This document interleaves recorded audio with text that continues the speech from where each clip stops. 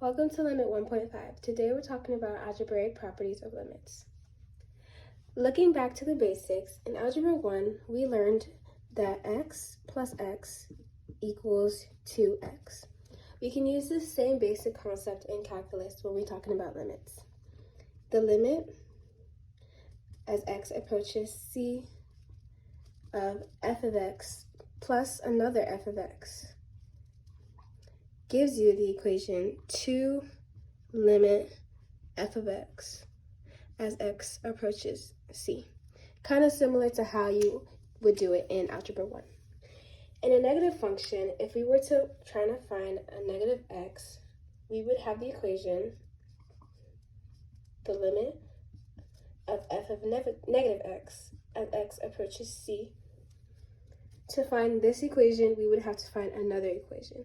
It would be the same as saying f of x as x approaches negative c.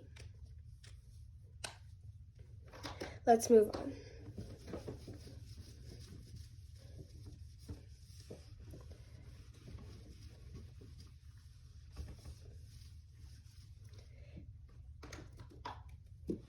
If we were to multiply two limits together, there would be some steps that we would have to do.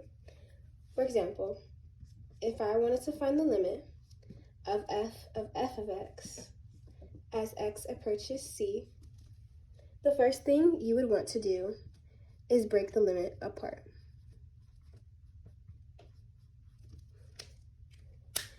This means that I would first try to find the limit of f of x as x approaches c. Let's say my answer is the variable L. The next thing I want to do is replace c value with your L value. This can be shown as finding the limit of f of x as x approaches L. Finding this limit will give you your answer to a multiplying limit function.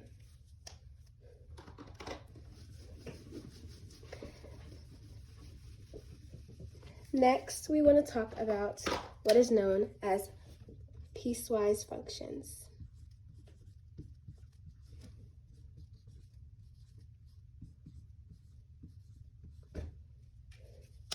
The best way I can explain this is through an example. So let's use an example. If I was giving the piecewise function of g of x, and these are my two equations,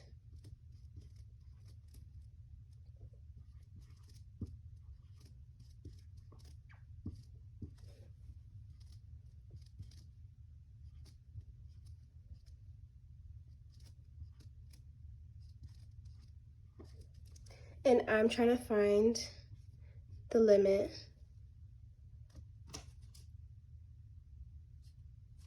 of g of x as x approaches negative 1 from the left. The first thing you want to do that I recommend is to draw a number line. So if I'm approaching negative 1 from the left side, that means I'm not hitting negative 1 yet, but I'm going to hit all the negative numbers approaching 1. So that means my x value would be less than negative 1. Because I know this, I know that I have to use the equation the square root of 10 minus x squared, because our x is less than negative 1. So the next thing you would do after drawing a number line is that you would plug in your c for x.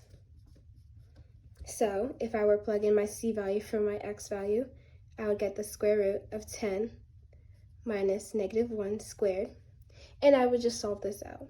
So square root of 10, negative 1 squared equals 1. I would get the square root of 9, which also equals 3. And that would be my answer. That is all for 1.5. Thank you.